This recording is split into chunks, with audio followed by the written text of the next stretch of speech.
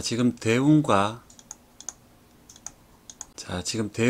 메디톡스 간에 보톨리눔 균주 간에 소송이 진행되고 있습니다. 현재 대웅이 1심에서 패소했기 때문에 1패, 메디톡스가 1승을 거두고 있는 시점인데요. 그렇다면 이 메디톡스의 보톨리눔 균주는 과연 정당하게 획득된 것인지에 대해서 한번 알아보도록 하겠습니다. 이 메디톡스의 보톨리눔 균주는 이 양규환 박사란 분이 이제 미국의 위스콘신 대학교에서 한국으로 이사 올 때 이 보톨리눔 균주를 이 이삿짐 가방에 싸서 귀국한 걸로 이제 인터뷰를 하셨습니다. 그렇기 때문에 이 메디톡스의 보톨리눔 균주를 이삿짐 균주라고도 불리는데요. 그런데 문제가 되는 것이 있습니다. 이 양규환 박사가 국내에 반입한 시점인 1979년도는 미국에서 생물무기금지법이 국회에서 비준된 이유이기 때문에 이것을 가지고 국내에 입국하는 것 자체가 불법이기 때문입니다. 이 생물무기의 완전 폐기를 규정한 법률이기 때문에 이거를 가지고 들어오는 것 자체가 불법이 되는 것입니다. 그렇다면 이 보톨리눔 균주가 어떤 균이냐면은 이 고위험성 병원균으로 이 1g에 무려 100만 명을 살상할 수 있는 강력한 이 독소이기 때문입니다. 그렇기 때문에 이 메디톡스도 이거와 관련해서 논란이 굉장히 많았습니다. 자, 그렇다면 이제 양규환 박사의 이제 말대로라면 메디톡신 개발에 사용된 이 균이 이제 앞에서 말씀드린 위스콘신 대학교의 이제 A라는 이제 균인데 이 균 자체도 이게 밀반입에 해당되기 때문에 이제 소유권에 대한 원천 권리가 없다는 것이 이제 다른 제약회사의 이제 견해입니다. 하지만 메디톡스 같은 경우에는 이 A가 양규환 박사가 밀반입한 것이 아니라 위스콘신 대학교로부터 이제 공여받은 것, 즉 공적으로 부여받은 것이기 때문에 전혀 문제가 없다라는 입장입니다. 공여받은 것이라 할지라도 이것이 고위험 병원체에 해당한다라면은 이게 이삿짐처럼 이게 짐을 싸고 항공기로 이동하는 것은 불가능합니다. 왜냐면은 앞에서 말씀드렸다시피 이게 1g으로 무려 100만 명을 살생할 수 있는 위험한 균이기 때문입니다. 그렇기 때문에 메디톡스 측에서는 이거에 관해서도 이 또한 수출관리법 위반 역시 발효된 시점이 79년 9월이기 때문에 지금으로서는 불법이지만은 당시의 실정법에 비교해 본다면은 위반한 사실이 없다라고 합니다. 물론 지금으로서는 실정법 위반이지만은 이 법이라는 것 자체가 물론 이 현재의 법률로서는 이 위법하다 할지라도 이 과거로 이 소급 적용이 되지 않기 때문에 이 메디톡스가 가지고 있는 균주는 정당하다라고 주장하는 것입니다.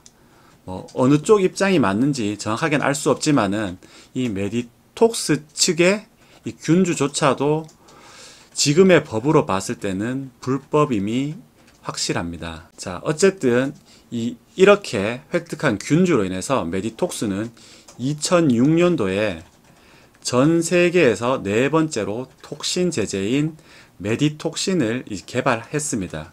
그리고 승승장구하기 시작했습니다. 그러다가 국내에서 여러 업체가 이 톡신 제제를 이 보톨리눔 톡신 제제를 이제 출시하기 시작하면서 메디톡신의 지위가 점차적으로 이제 떨어지기 시작합니다. 그 제일 선봉에 있었던 것이 바로 이 대웅제약입니다. 불과 3년 전만 하더라도 이 보톨리눔 톡신 생산 1위가 메디톡스, 2위가 휴젤, 3위가 대웅제약이었는데 현재는 대웅제약이 1위, 메디톡스가 3위로까지 떨어져 버렸습니다. 자, 거기다가 메디톡신은 이 미국 임상을 했지만은 진척이 없었고 대웅제약 나보타가 후발 주자였는데도 불구하고 먼저 임상을 마무리하며 이 미국 식품의약품 FDA로부터 먼저 허가를 취득했습니다. 제가 앞선 영상에도 말씀드렸다시피 이렇게 적응증을 먼저 획득한 것입니다. 그렇기 때문에 이렇게 적응증을 획득해야 판매가 될 수 있고, 이 판매가 그렇기 때문에 대웅제약 제품은 판매가 가능하지만 메디톡스는 미국에서 판매가 불가능합니다. 그렇기에 지금 소송에서 대웅제약이 지더라도 대웅제약을 통해서만 이 보톨리눔 톡신 제제가 판매가 가능하고, 그렇기에 메디톡스 입장에서는 대웅제약의 미국 판매를 막을 이유가 전혀 없습니다. 뿐만 아니라 메디톡스는 이제 중국 시장 진출을 기대했었는데요. 중국에서도 미국과 마찬가지로 오히려 조금 낮긴 합니다. 중국에서는 임상을 다 마쳤는데도 불구하고 허가가 나지 않았습니다. 반면에 경쟁사인 휴젤은 허가가 나서 승승장구했습니다. 이렇게 메디톡스가 국내에서도 밀리고 해외에서도 밀리자 이제 타겟책으로 대웅제약을 소송하는 것으로 그 타겟책을 삼은 것입니다. 거기다가 메디톡스의 상황은 더욱더 나빠졌는데요. 메디톡스가 식품의약품안전처, 즉 식약처로부터 허가 취소 처분을 받은 것입니다. 그 이유는 이 원액을 바꿔치기 한 것과 서류 조작을 이유로 메디톡신주 50ml, 100ml, 150ml 이 3개의 품목에 대해서 허가를 취소당했습니다. 자, 그래서 메디톡스의 주가도 쭉 하락세를 이어갔습니다. 그러던 것이 대웅과의 소송에서 승리하자 급반등을 시작했습니다.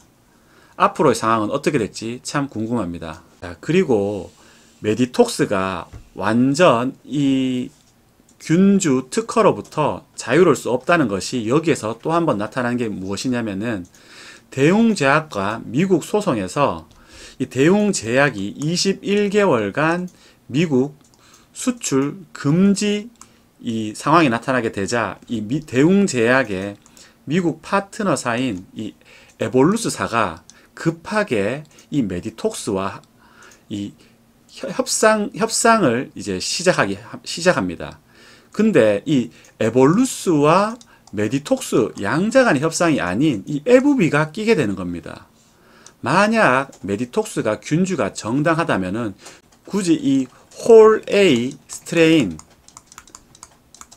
즉 이 보톨리늄 이 균주의 오리지널 이 제조사인 에브비를 낄 필요가 없는데 에볼루스, 에브비, 메디톡스 간의 3자 합의를 한 것입니다.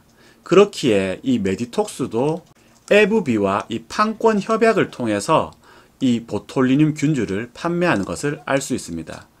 어쨌든 메디톡스는 미국에서 판매할 수 없는 상황에서 이 에볼루스와의 협상을 통해서 로열티를 받는 데 성공하면서 성공적인 협상을 마무리했습니다. 물론 이 에브비도 일정 부분 로열티를 받기로 했습니다. 자, 지금 점입 가경으로 치닫고 있는 이 대웅제약과 이 메디톡스와의 이 소송전을 보면서 이 보톨리늄 균주가 과연 이 특허로 보호받을 수 있는 대상이냐에 대해서도 한번 따져봐야 될 것 같습니다. 이 학자마다 이 보톨리늄 균주에 대한 시각이 다른 것이 이 특징입니다.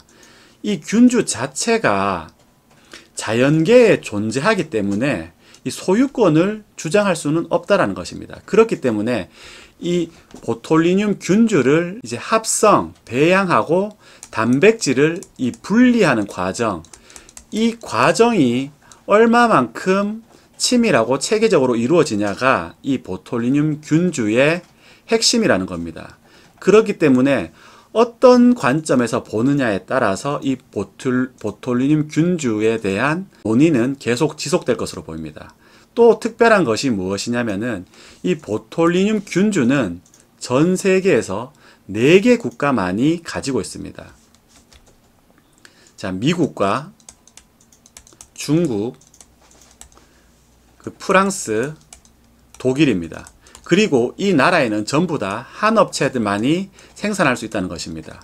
그런데 우리나라에는 무려 보톨리늄 톡신을 생산하는 업체가 10개 내외가 있습니다. 정상적인 상황은 아니겠죠. 그렇기 때문에 향후 이 보톨리늄 균주에 관한 소송이 어떤 식으로 진행되는지 한번 지켜보면 좋을 것 같습니다.